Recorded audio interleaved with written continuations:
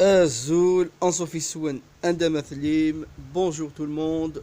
Dans cette vidéo, je vais vous parler du chrysanthème, donc la fleur du chrysanthème, parce que pas mal dans Facebook m'ont demandé de faire une vidéo sur le sujet, et puisque c'est une fleur que j'aime bien, j'ai 11 variétés en ce moment. Bon, là, il y a 4 qui ont fleuri.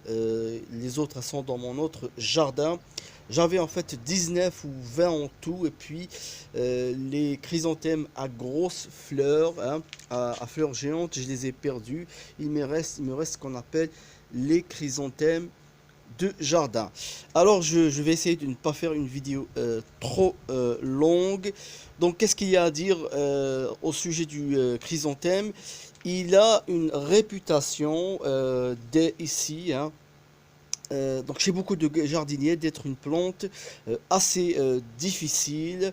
Donc les gens, la plupart du temps, ils l'achètent en pot en novembre. Donc c'est une fleur d'automne. Alors, en Occident, je sais qu'en Occident, par exemple, chez les Français et les Occidentaux en général, c'est une plante qui est associée au cimetière. Donc, elle est utilisée pour fleurir les cimetières. Donc, ils ont ce qu'ils appellent, je crois, la Toussaint. Donc, une période lors de laquelle ils visitent leurs morts et ils prennent, comme ça, ils mettent des pots de chrysanthème euh, dans les cimetières, sur les tombes, et cette plante, comme ça, elle est associée à la mort. Mais chez nous, en Afrique du Nord, on n'a pas cette tradition, donc le chrysanthème est une plante de pot et de jardin normal. Elle est très belle, elle est appréciée. Malheureusement, elle est souvent utilisée comme plante jetable, c'est-à-dire les gens achètent des pots fleuris comme ça, et puis au bout un mois et demi maximum, bon, ils les jettent parce qu'elle ne fleurit pas vraiment très longtemps, hein. Il y a des plantes qui restent en fleurs pendant des mois, et le chrysanthème, généralement, il dépasse rarement un mois. Donc les gens ne voient aucun intérêt de laisser la plante comme ça, je sais pas moi, 11 mois de l'année ou 10 mois de l'année sans fleurs. Donc ils ne la gardent pas. Et puis, c'est une plante qui a une réputation d'être quand même assez difficile, surtout en termes d'arrosage. Alors, je vous ferai une vidéo spéciale sur l'arrosage, parce que d'après mon expérience, l'arrosage, c'est 80% du jardinage. Euh, on ne maîtrise pas encore l'arrosage, on va tuer une très grande partie des plantes qu'on achète ou qu'on nous donne. Et lorsqu'on maîtrise l'arrosage, on maîtrise 80% du jardinage.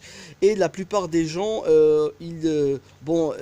la plupart du temps, le chrysanthème, il ne vit pas trop longtemps chez les gens, parce que soit il est trop arrosé, soit il est trop peu arrosé. Voilà. Lorsque vous l'arrosez trop, les racines vont pourrir. Alors, l'une des raisons pour lesquelles aussi le chrysanthème ne dure pas longtemps chez les gens, c'est que bon, la plupart des chrysanthèmes qu'on trouve en cette période de novembre, en tout cas chez nous, je ne sais pas dans les autres pays, ils ont été produits, cultivé dans des serres. Alors pourquoi? Bon, là vous voyez ce chrysanthème, il est tout retombé. Là vous avez les branches qui partent dans tous les sens, axé à cause du vent. Voilà. Donc le chrysanthème a une tige cassante et rigide. Donc c'est la tige de l'année, hein. Les fleurs poussent sur la tige de l'année, les tiges qui ont poussé au printemps ou à la fin de l'hiver, parfois même en hiver. Et donc lorsque le vent est fort, soit il les casse, soit il les plie comme ça. Et ça peut bon, il y en a qui voient ça comme pas joli. Donc les pépiniéristes, pour produire des chrysanthèmes qui vont bien se vendre, qui sont très beaux, eh bien ils les cultivent dans des serres, là où il n'y a pas de vent. Donc ils les cultivent en boule, ou ils leur mettent des tuteurs, etc. Et pour avoir des plants bons, beaux. Et puis les chrysanthèmes, sophistiqués, ceux qui ont de grosses fleurs, ceux qui sont très beaux, ceux qui sont très sélectionnés, eh bien, ils attrapent des maladies. Ils sont très sensibles à certaines maladies, à des champignons du feuillage.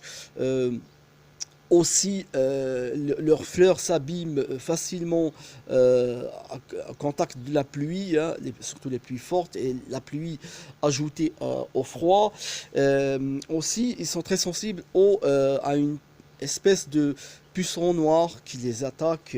J'ai eu beaucoup de problèmes. D'ailleurs, tous les, les, euh, les chrysanthèmes que j'ai perdus, c'était à cause de ces pucerons noirs qui sont très résistants. Vous traitez, bon, je mets des traitements bio, donc vous traitez, ils reviennent. À cause du froid, voilà, ces espèces à fleurs géantes, à fleurs sophistiquées, sont très sensibles au froid de décembre et janvier.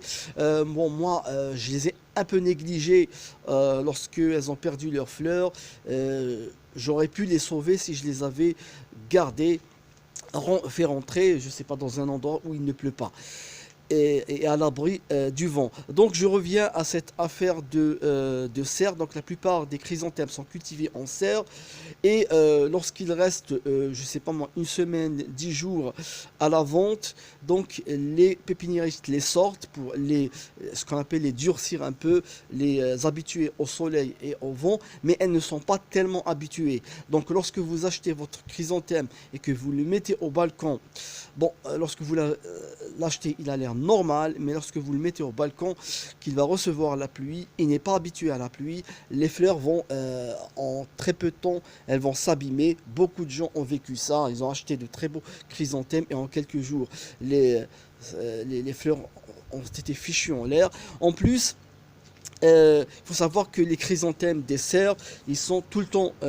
traités avec des pesticides, bourrés de pesticides, pour que le feuillage reste intact, hein, pour qu'il n'y ait pas des taches donc, de champignons. Et lorsque vous arrivez chez vous, vous le ramenez chez vous et que vous ne mettez plus, vous ne le traitez plus avec des pesticides, eh bien, les taches vont se répandre et vous allez vite le perdre. Bon, là, c'est des chrysanthèmes que j'ai depuis quelques années. Je peux les mettre au balcon.